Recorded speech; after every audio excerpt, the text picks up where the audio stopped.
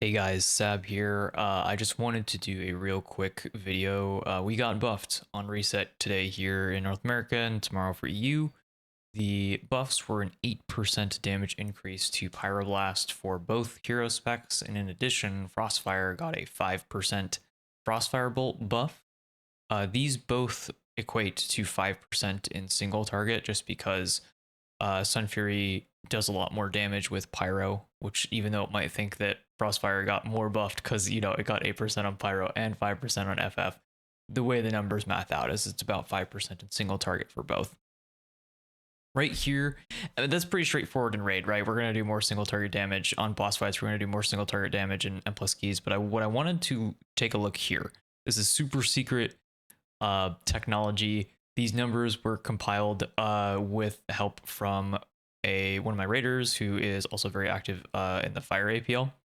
And these are sim values for various target counts using a couple different modifications on the APL. So like this is only flame striking. This is flame striking during bust and then pyroing during filler. These numbers are for pyroing during bust and flame striking during filler. And then this is for pyro only. And then here's the target counts, total damage on the first for each, and then prio damage here under. So you can see like at 3 targets, pyroing is now a clear winner. At 4 targets, pyroing, you lose like 3% AoE to do massively more prio damage. So what that means at 4 targets is if there's a clear prio, this was already the rule, was at 4 targets, if there's a prio target, you should pyro it. Now it's just better. It's not as much of a loss. So it's a very slight loss here, right? We're only losing about 3.2% from the total AoE value to do massively more prio, right? Almost 23k more on the sim. This is like a 5-minute sim. Here's some interesting stuff I want to point out though. Also between 6 and 10 targets, it's very clear that like flame striking all through combustion and filler is just by and large the best. You can see that this number is just like the AoE number is just wildly better. You can sack about 15% AoE to do significantly more prio by either of these options. But what I wanted to point out here is that at 5 targets and 12 or more, an interesting pattern emerges where you can see just the priority damage on flame striking just dropping off a cliff, right?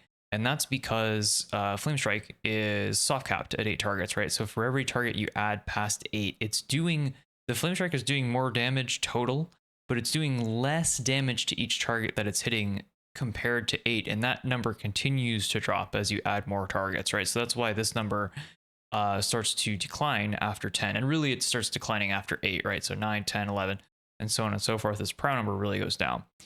Ignite spread does not soft cap, right? And so that's why this prio number from pyro only does go down as well, but that's because meteor is a decent bit of our damage, which is also soft capped at 8, right? But I wanted to show an interesting pattern here in that this pyro bust flame strike filler option. So that means during combustion, you are pyroing a primary target, and then once that combustion ends, starting with hypothermia, you go to flame striking. You can see here that in a lot of these pulls, we're only sacking 8% or so, 12 or more targets to pyro. But look at the massive gain in prio damage here. It's almost this is like 33% more priority damage at 15 targets and only losing less than 8% of our overall AoE. So we're sacking like 45k or 47k total on this 15 target 5-minute sim, but we're gaining 22k in prio damage. So what this means is for 6 to 10 or so, you should still just flame strike. All right. At 5, we're kind of in that 11 to 12 plus range. If there is a clear priority target that needs to die, I'd recommend trying this pyro during combustion and then flame strike to kill off the rest of the pack. You're going to see your overall dip a bit doing this, but you'll actually not lose as much as we were prior to this pyro buff, and you'll actually be able to add some meaningful priority damage, and you're going to notice your ignite actually does kind of rip here with the pyro buff. And so you're basically just building up a big ignite, getting the burnout hit at the end of combustion, and then flipping to flame strike after we've built that big ignite up and our main damage is done. So good luck in the keys out there. Remember that our survivability has not changed at all, so you're still going to be getting hit pretty hard. But hey, we'll take it. We'll take what we can get. It's a W. Go out there, spread the fire mage propaganda. I'll catch you guys in the next one.